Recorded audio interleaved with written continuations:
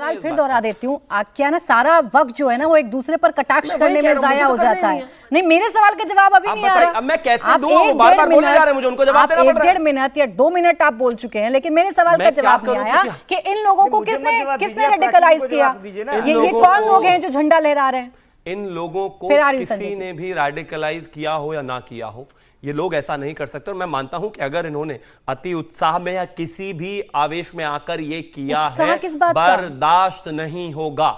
End of topic. ना यहां समाजवादी की सरकार है, ना ये बंगाल है, ना यहां पर किसी को कानून व्यवस्था के साथ खेलने का अधिकार दिया जाएगा, ना यहां पर किसी के धर्म को अपमानित करने का अधिकार दिया जाएगा। हां, अपने समय में अपने त्योहार को मनाने का पूर्ण अधिकार आपको दिया जाएगा। मैं फिर से कहना चाहता हूं, इन्होंने कहा कि आपके सवाल का जवाब अभी हो गया। नहीं, मैं कितना इंतजार करूं? बताइए कितना वक्त बीत गया इस घटना को? मैं तो कहता हूं आप देखेंगे कि पुलिस के ऊपर विभागीय कार्रवाई होगी, जो भी वहां पर अधिकारी थे, और इसके अलावा इन लोगों को बुलडोजर चल जाया करते हैं 24-24 घंटे में आपके प्रदेश में।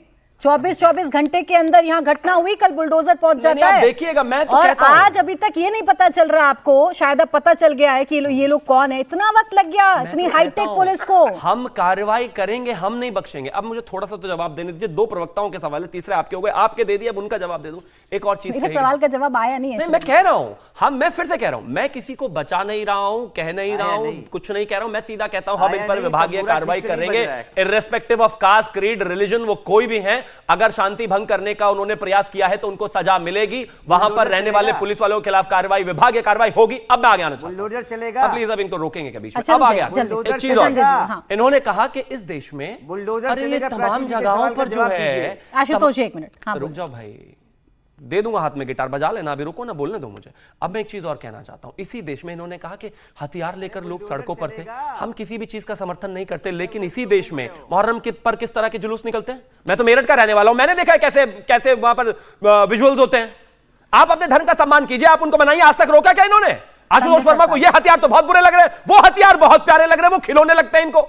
और छोड़ दीजिए इस बात को, 2022 में लक्ष्मी पूजा और ईद का दिन एक साथ पड़ा तो खास तौर पर मयूरबाज और इकबालपुर में पुलिस वालों को भगा भगा कर मारा, थाने को घेर लिया, उसमें आग लगाने की कोशिश हुई, लोगों को मारा, 22 से ज्यादा लोग घायल हो गए। कोई एक सवाल जवाब है क्या इनके पास? मैं कह रही हूं, कल का कोई एक स्थिति नहीं, मुझे 10 सेकंड दीजिए प्लीज। अब आप मुझे थोड़ा सा जवाब उनको भी देने का मौका दीजिए। नमाज पढ़ने से रोक सकते हैं आप, छतों पर नमाज पढ़ने से रोक सकते हैं, तो इन लोगों को क्यों नहीं रोक पाते? बिल्कुल रोक रहे हैं, जो दूसरे की भावनाओं को हर्ट कर रहे हैं। प्राची जी, अगर कोई वो गैर कानूनी काम करता उस पर भी कार्रवाई होती है और इन पर भी कार्रवाई हो रही है। और एक और चीज कहना चाहता हूं, इस पर तो कोई सवाल जवाब कभी नहीं करते आशुतोष जी। सारी दुनिया में, हिंदुस्तान में घुमाए, लेकिन जिस तरीके से रामनवमी को मनाने में कितनी मुश्किल है। और कल भी मैं एक और चीज कहना चाहता हूं, हावड़ा में एक जगह पर अंजनी सेना ने कहा कि हमें यहां पर जुलूस निकालने का अधिकार दिया जाए। पुलिस ने मना कर दिया। सुन तो लीजिए 10 सेकंड। पुलिस ने मना कर दिया, हाईकोर्ट जाना पड़ा। शिवम त्यागी जी, अरे पिछले 10 साल से हर रोज हाईकोर्ट जाना पड़ रहा है रामनवमी का जुलूस निकालने के लिए। जय श्री राम बोलने के लिए, राम राम बोलने के लिए कोर्ट के चक्कर क्यों लगाने पड़ते हैं बंगाल में? प्राची जी, आपने 2 बार लगा दिया। जब हम यूपी में बोल सकते हैं, हम बिहार में बोल सकते हैं, हम दिल्ली में बोल सकते हैं, हम बाकी तमाम जगहों पर बोल सकते हैं, तो बंगाल में जय श्री राम के लिए कोर्ट क्यों जाना पड़ता है? क्या आपत्ति है जय श्री राम? प्राची जी, अगर अभी तक पश्चिम बंगाल में होती, जेल चली गई होती। 19 मई 2019 को 24 परगना में 7 लोग इसलिए जेल चले गए क्योंकि उन्होंने जय श्री राम बोल दिया था ममता जी के सामने। बोले बात है, आपको पास प्रूफ है नहीं, आप दे भी नहीं सकते। प्रूफ है नहीं? एक नंबर। अरे गूगल है, भगवान ने आपको कम से कम और भी कुछ नहीं, गूगल ही कर लो। मेरे पास तो प्रूफ है, मेरे पास प्रूफ है भाई, मेरे पास प्रूफ है। हम लोग जब बोलते हैं तो जय सिया रामचंद्र जी की जय बोलते हैं। श्री का मतलब क्या होता है? मैं पूछता हूँ, श्री का मतलब क्या होता है? अगर हिंदू है तो इसको जवाब आप दीजिए। तो पहले जब काशी विश्वनाथ कॉरिडोर बनाने के लिए जितना मंदिर तोड़ा है, ये हिंदुओं का काम था, ये मंदिर तोड़ने के लिए। आप इसको हिंदू मानते हैं? कौन से मंदिर? शहर बनाने के लिए कौन से मंदिर तोड़े? मुख्यमंत्री अक्टूबर महीना में कौन से मंदिर तोड़े? मंदिर तोड़ा गया था। आप कौन से?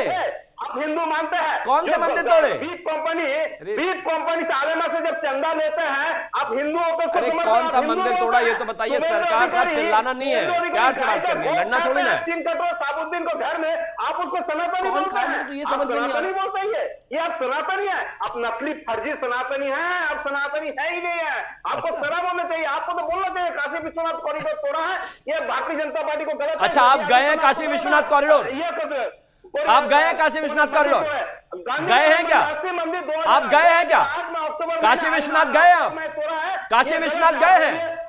काशी विश्वनाथ गए हैं आप? अरे काशी विश्वनाथ गए हैं कि नहीं गए बताइए, गए हैं कि नहीं? ओहो चेक तो चिल्लाते बहुत है, सुनते नहीं। काशी विश्वनाथ गए हैं कि नहीं गए? बोलेंगे नहीं। इनके नाम में सरकार लगा हुआ है, इनको लग रहा है यहाँ भी सरकार इन्हीं की चल रही है, इंडिया टीवी में भी। अभी जवाब तो दे दो। एक सेकंड शिवम त्यागी जी, एक सांस में आपको जितने मुद्दे गिनाने थे संजय सरकार जी आपने गिना दिया। मैंने आपको टोका नहीं, मैंने आपको टोका नहीं, क्योंकि जो बात आप तैयार करके आए वो टीवी पर आनी चाहिए, वरना ये आपके साथ ज्यादती हो जाएगी। अब वो सवाल जिसे आप आउट ऑफ सिलेबस कह सकते हैं, उसका जवाब आज देकर जाइए और बताइए आप कितने ब्राइट स्टूडेंट हैं। रुके ना रुके प्लीज प्लीज, ना ना ना, मेरा सवाल लेंगे पहले, अब आप मेरा सवाल लेंगे। आप बंगाल में ऐसा क्या है कि धार्मिक यात्रा या हर रामनवमी पर कोर्ट का दरवाजा खटखटाना पड़ता है क्योंकि परमिशन नहीं मिलती, और परमिशन मिलेगी तो बहुत सारी पुलिस तैनात रहेगी। क्यों नहीं त्योहार मना सकते रामनवमी का हिंदू बंगाल? अच्छा शुभेंदु अधिकारी क्या क्या मालूम है, जब आप रास्ता में निकलोगे पूरा हथियार लेकर रैली करना है, हथियार लेकर रैली करना की शोभा देता है, एक नंबर बात। नंबर 2 मेरा बात सुनिए, आप वो लोकल प्रशासन पुलिस, यानी शुभेंदु अधिकारी को आप बहुत ताकतवर मान रहे हैं? वो जो बोलेंगे वही होगा रामनवमी के त्योहार में। संजय सरकार जी आप मजबूत हैं बिहार, एक सेकेंड, आप मजबूत हैं बंगाल में या शुभेंदु अधिकारी मजबूत है? आपकी सरकार है या शुभेंदु अधिकारी की सरकार है? सुनिए ना, मैं आपको अधिकारी का ताकत नहीं, हम उसको ताकत में क्यों? वो एक इंसान 2021 में चुनाव 1200 वोट में हार चुके थे और प्रिसाइडिंग ऑफिसर को बंदूक दिखा के लिखाया कि हम जीते हैं। ये भी सवाल है, ये भी सवाल है। ये अंधेरे में जीतने वाले इंसान को आप ताकत पर बोल देंगे, ये बात हो सकता है? आपने बोला संजय सरकार जी, आपने बोला कि शुभेंदु अधिकारी के बयान आते हैं इसीलिए इतना पहरा होता है। तो शुभेंदु अधिकारी या तो इतने ताकतवर हैं कि वो जो चाहे कर ले बंगाल में, या आप इतने कमजोर हैं कि आप ये नहीं तय कर पाते कि कौन शोभा यात्रा निकाल रहा है और कौन राजनीति कर रहा है, इसलिए खामियाजा भुगतना पड़ता है राम भक्तों को।